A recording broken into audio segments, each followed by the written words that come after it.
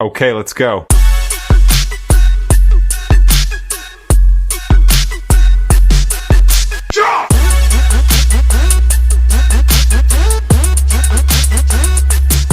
የኢትዮጵያ ሰራዊት ታሪክ ሲወሳ እጅግ ጥንታዊና ረጅም ዕድሜ ካስቆጠሩ ሀገራት ሰራዊት መካከል አንዱ ስለመሆኑ እንረዳለን። በትውልድ ቅብብሎሽ ዘመናትን የተሻገረው የኢትዮጵያ ሰራዊት ሀገሪቱ በዘመናት ውስጥ የገጠሟትን ፈተናዎች ሁሉ ድል በማድረግ ከፍታዋን አስጠብቆ የኖረና ሀገራዊ ደህንነት የግዛት አንድነትና ሉዓላዊነትን የማስከበር ተልዕኮውን በላቀ ብቃት እየፈጸመ የመጣ ሰራዊት ነው። Okay, let's go.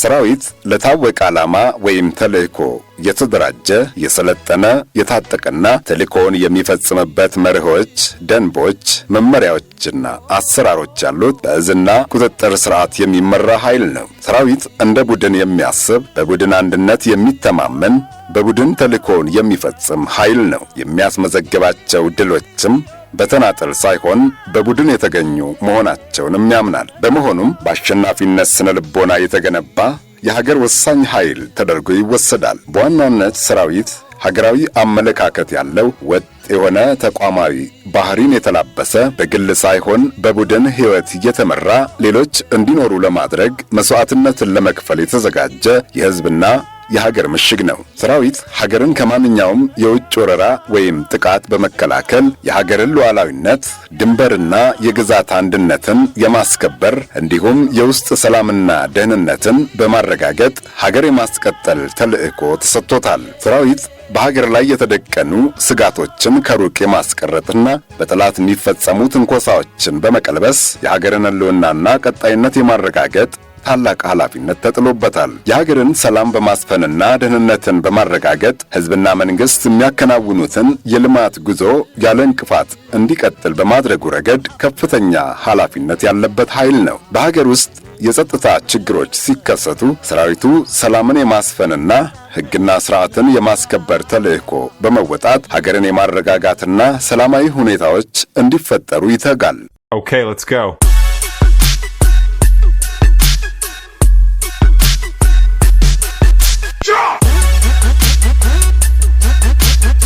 ሀገራት በምጣኔ ሀብታዊ፣ ፖለቲካዊ፣ ማህበረሰባዊና ሌሎች ሀገራዊ ጉዳዮች ላይ ማሳካት የፈለጉትን ግብ እውን ለማድረግ ብሎም ብሔራዊ አቅም ለመፍጠር የሰራዊትን አስፈላጊነት በእጅጉ ያስቀድማሉ።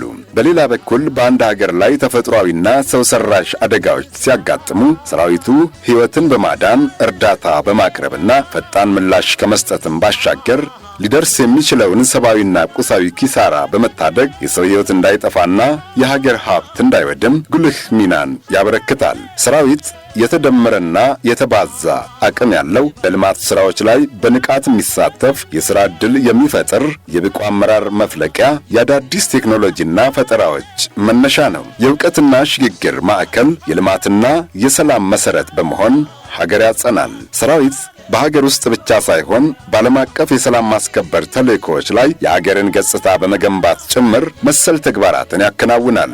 ሀገራት የስጋት ደረጃቸውን ለይተው ብሔራዊ ጥቅማቸውን፣ የኢኮኖሚ አቅማቸውን፣ ጂኦግራፊያዊ አቀማመጣቸውንና የመጪውን ዘመን ከግምት ውስጥ በማስገባት ሰራዊታቸውን ያደራጃሉ፣ ያስታጥቃሉ፣ ከወቅቱ ጋር እንዲዘምን ያደርጋሉ።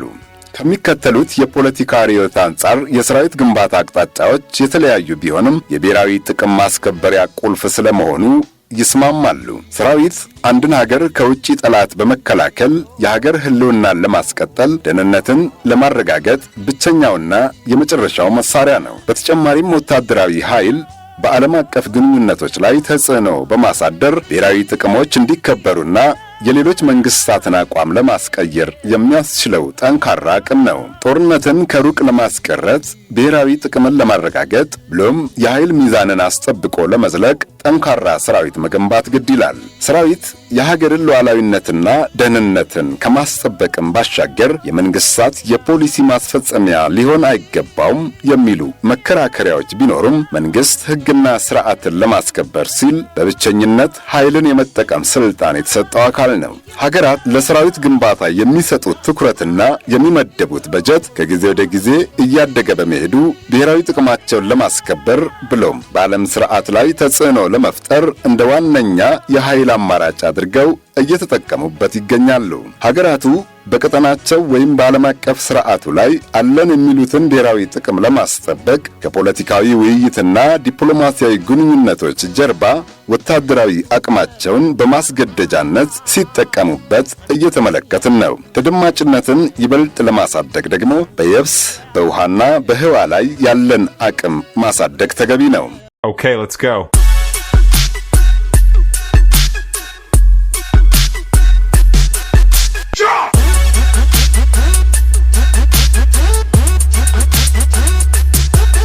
አሁን ባለው የዓለም ስርዓት ውስጥ የሀገርን ህልውና ለማስቀጠልና ብሔራዊ ጥቅምን ለማስጠበቅ ዘመኑን የሚመጥን ጠንካራ የመከላከያ ሰራዊት መገንባት አስገዳጅ የሆነበት ወቅት ላይ እንደምንገኝ መገንዘብ አይከብድም። በዚህ አኳያ የኢትዮጵያ መከላከያ ሰራዊት በፈተናዎች ውስጥ እየተፈተነ ዘመናትን የተሻገረና የኢትዮጵያን ሉዓላዊነት በማስከበር ህልውናዋን አጽንቶ ሀገረ መንግስትን ያስቀጠለ ሰራዊት ነው። በመሆኑም ሰራዊታችን የሀገርን ሉዓላዊነትና አንድነት በማስከበር የአንድ ክፍለ ዘመን ልምድ ያለውና በቀጣይም ብሔራዊ ጥቅምን ማስጠበቅ የሚችል አስተማማኝ ኃይል ሆኖ እየተገነባ ነው። በድል እየደመቀ የዘለቀው የኢትዮጵያ ሰራዊት ታሪካዊ ተጋድሎ ዳሰስም ዘመን ተሻጋሪ ደማቅ ድሎችና ሀገራዊ ህልውናን የማስጠበቅ አኩሪ ፍልሚያዎች ይጠቀሳሉ። ዛሬ በኢኮኖሚ ገዝፈው ወታደራዊ ጡንቻቸው ፈርጥሞ ዓለምን ካልመራን የሚሉት መንግስታት እንደ ሀገር ከመቆማቸው በፊት ኢትዮጵያ ሀገረ መንግስት መስርታ በተደራጀ አስተዳደር ትመራ ነበር። ይህች የቀደምት ታሪክና የስልጣኔ ባለቤት በተፈጥሮ ሀብት የታደለችው ሀገራችን ሀብቷን በአግባቡ ተጠቅማ እንዳትበለጽግ የተለያዩ ሙከራዎች ተደርገውባታል። በተለያዩ ወቅቶች የተነሱ የውጭ ጠላቶቿ ሴራ ሲሸርቡባትና በጦርነት ሲያዳክሟት እንዲሁም በቅኝ ግዛት ሊይዟት በማለም በተለያዩ ወቅቶች ጦርነት ከፍተውባታል።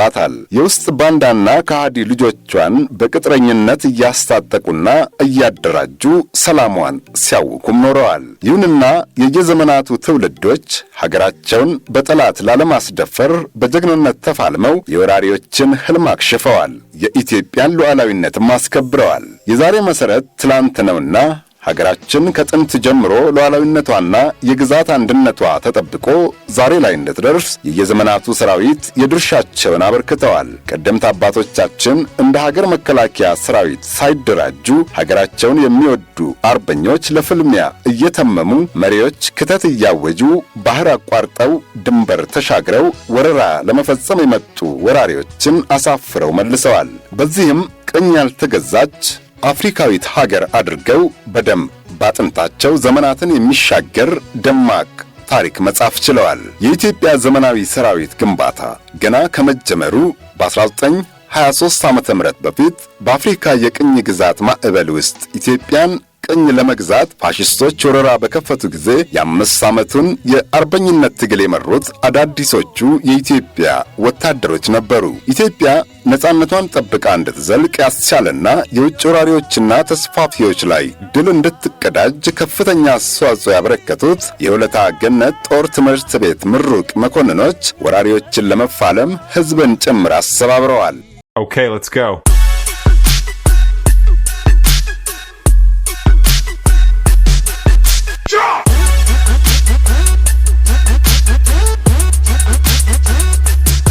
አጼ ምኒልክ የንግስና ዘመን ከ1888ቱ የአድዋ ድል በኋላ በሀገራችን ታሪክ ለመጀመሪያ ጊዜ በ1900 በፊት አውራሪ ሀብተ ጊዮርጊስ ዲነግዴ የጦር ሚኒስትርነት የሚመራ ዘመናዊ ሰራዊት ተመሰረተ።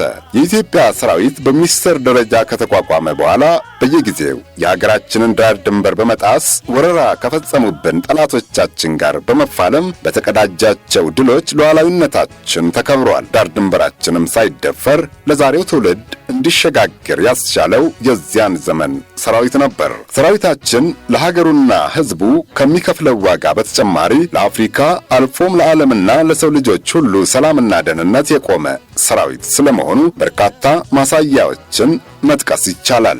ሰላም በራቃቸው ሀገራትና ሕዝቦች ቀድሞ የሚደርሰው የኢትዮጵያ ሰራዊት ከ1943 እስከ 1945 ዓ.ም በእስያዊቷ ሀገር ኮሪያ በመዝመት የደምና የሕይወት ዋጋ ከፍሎ በዓለም ሕዝቦች ፊት ጀግንነቱን አስመስክሯል። ከዛሬ 75 ዓመት በፊት የተጀመረው የሰራዊታችን የሰላም ማስከበር ተልዕኮ በአፍሪካ አህጉር 11 ሀገራት ውስጥ ተሰማርቶ ተልዕኮውን በብቃት ተወጥቷል፣ እየተወጣም ይገኛል።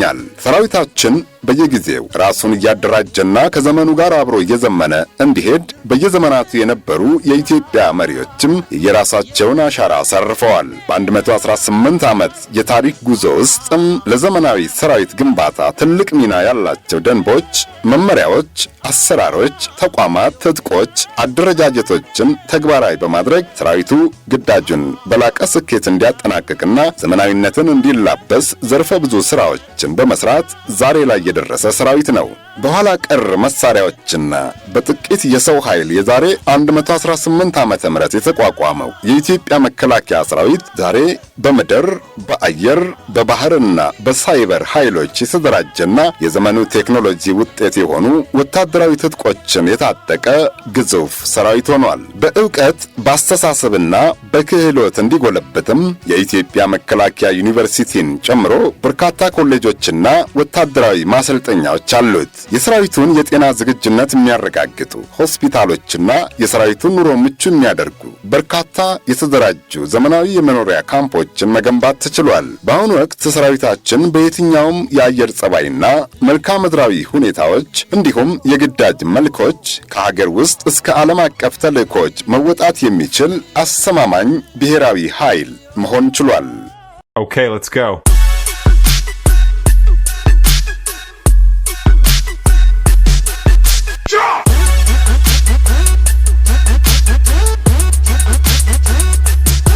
ሰራዊታችን ዛሬ ላይ የደረሰው የገጠሙትን ፈተናዎች በድል እየተወጣ ነው። የሩቁን ትተን የቅርብ ጊዜውን ብንመለከት ሀገራችን ኢትዮጵያ ባለፉት 7 ዓመታት አያሌ መስዋዕትነትን ያስከፈሉ ውስብስብ ፈተናዎችን አሳልፋለች። የታሪካዊ ጠላቶቻችን አጀንዳ አስፈጻሚ ኃይሎች በሀገራችን ሰላምና ደህንነት ላይ አደጋ መደቀናቸውም በገሃድ የሚታይ ሀቅ ነው። በተፈጠሩ ሁኔታዎች ውስጥ ግጭቶችና አለመረጋጋቶችን በመፍጠር ሀገራችንን ዋጋ ለማስከፈል ግንባር ቀደም በሆኑ ኃይሎች ላይ መከላከያ ሰራዊታችን የወሰዳቸው ወታደራዊ እርምጃዎች ከጦር ሜዳ ድሎች ባሻገር ፖለቲካዊ ውጤት ነበሯቸው። ከዚህ ባሻገር እንደሚታወቀው ኢትዮጵያችን ለረጅም ዓመታት ከባህር ተገላ ለወደብ ኪራይ እየከፈለች በድህነት ውስጥ እንድትቆይ የሆነችበትን አጋጣሚ ማንሳት ተገቢ ነው። ለዘመናት ልክ ያልሆነና ሀገራችንን የዳር ተመልካች ያደረገው የሴራ ተብታብ ውጤት ኢትዮጵያን ወደብ አልባ አድርጎ በእጅጉ ሲጎዳት ቆይቷል። በአሁኑ ጊዜም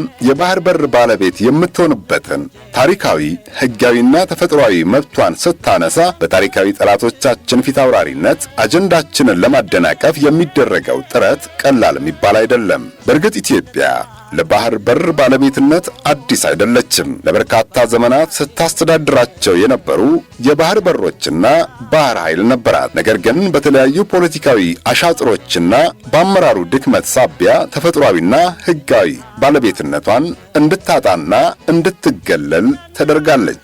ባህር ኃይሏም እንደ ምድር ኃይሉና አየር ኃይሉ የተሟላ የተደራጀና ራሱን ችሎ ግዳጅ ሲፈጽም የነበረ ኃይል ነው። የባህር ኃይል ታሪካችን የሚጀምረውም ከ3000 ዓመታት በፊት ጀምሮ ቢሆንም ዘመናዊ የባህር ኃይል የተመሰረተው ግን በ1948 ዓመተ ምህረት የንጉሳዊ ባህር ኃይል በሚል ስያሜ ነው። በዘመኑ የነበረውን የሰራዊት አደረጃጀትና ትጥቅ አሟልቶ የተደራጀው ባህር ኃይል ጠንካራ የጦር ክፍል ነበር። መቀመጫውን ምጽዋ፣ ጠቅላይ መምሪያውን ደግሞ አዲስ አበባ ያደረገው የኢትዮጵያ ባህር ኃይል የቀይ ባህር ዳርቻን የመጠበቅ ተልዕኮ ይዞ ቅኝት እያደረገ የመከላከያን አቅም በመጨመር የሀገራችንን ብሔራዊ ጥቅም ለማስጠበቅ ያደረገው ጥረት ሰራዊቱን አንድ እርምጃ በማራመድ ከዘመናዊ ሰራዊት ተርታ እንዲሰለፍ አድርጎት ነበር።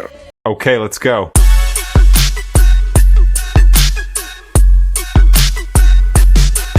Drop!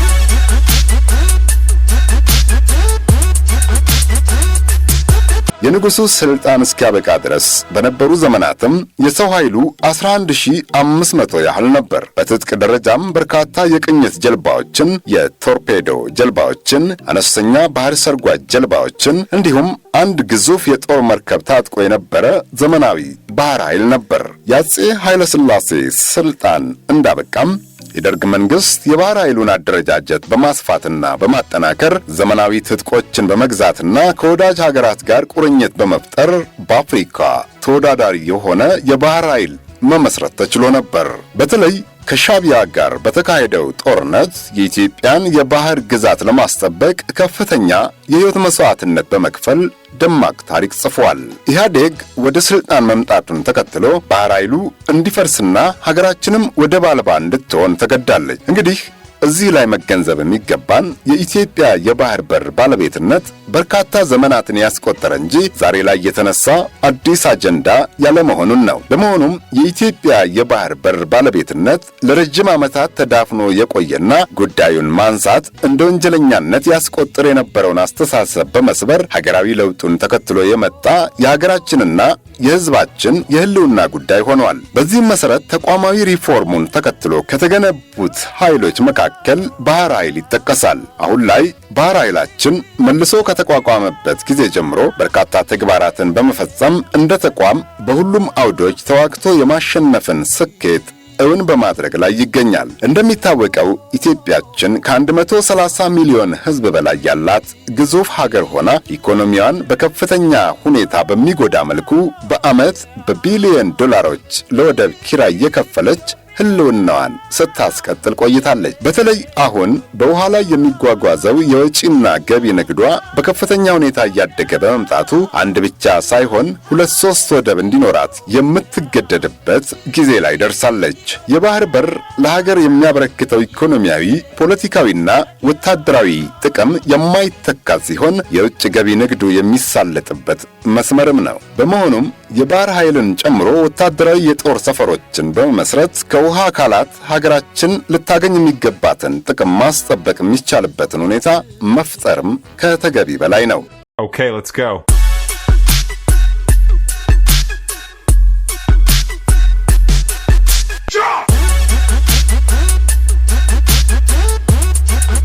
በዓለም መድረክ ተሰሚነትን ለማሳደግና የመደራደር አቅምን ከፍ ለማድረግም የባህር በር አንዱ ብሔራዊ ሀብት ነው። ይህንን ሀብት ለማግኘት በሚደረገው ጥረት ውስጥም ብዙ ፈተናዎች አይጠፉም። ሆኖም ጠላቶቻችን ተቀናጅተው የተለያዩ መሰናክሎችን ቢፈጥሩም የታላቁ የኢትዮጵያ ህዳሴ ግድብ ግንባታን በራሳችን ገንዘብ፣ ጉልበትና ዕውቀት ገንብተን ለፍጻሜ ያደረስን የዚህ ትውልድ አካል ነን። የባህር በር ጉዳያችንንም እንዲሳካ እንደ ወታደር ማድረግ የሚገባንን ሁሉ ለማድረግ ዝግጁ ነን።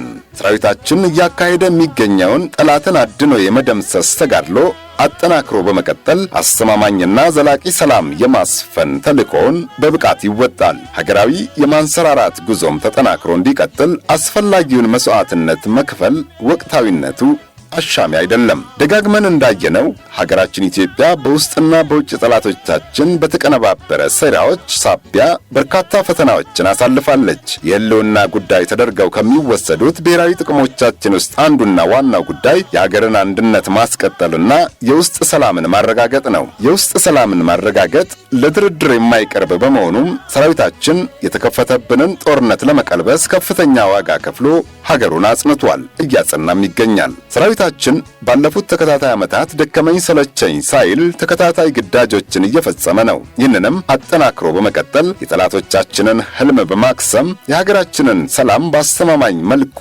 ማረጋገጥ ተገቢ ነው። በሌላ በኩል ደግሞ ሀገራችን ኢትዮጵያ የተፈጥሮ ሀብቷን ለመጠቀም የጀመረቻቸውን ውጥኖች ለማደናቀፍ የሚመጣ የትኛውንም አይነት ኃይል ድል በመንሳት ሁሌም የሀገር ባለውለታ መሆን ያስፈልጋል፣ ደግሞም ይገባል። Okay, let's go.